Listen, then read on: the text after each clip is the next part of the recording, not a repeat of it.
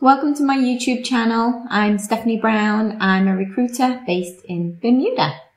In this video, we're going to talk about tangible turn-ons. So I have some examples of tangible turn-ons, but before I share these with you, I wanted to get back to what we're using a resume for.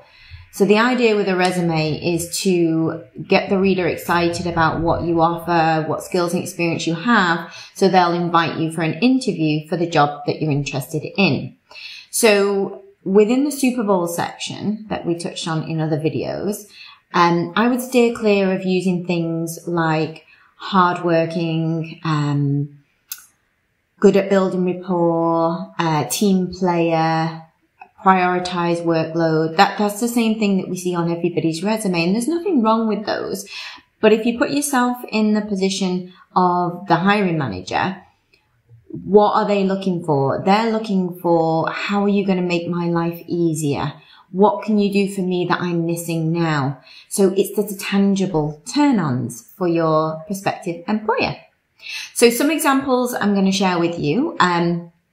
A good example is if I was a financial controller and I was hiring an accountant, I'd want to know, can you do financial reporting? Can you do budgeting? Can you do sort of cost analysis? They're going to be my sweet spots. They're my turn-ons as such. Another example would be is if I was looking to hire a carpenter. So with that skill set, I'd be looking to think, well, what tools can you use? I'd want to see that, what types of tools you've used. Have you assisted with building, a construction, or have you managed one from soup to nuts, as we say? So yeah, carpenter, that would be the key information for me. Another one would be is if you're an IT professional, I'd want to know, hardware, software experience, what operating systems have you used, what databases. That's going to be my tangibles, when I'm looking at IT professionals.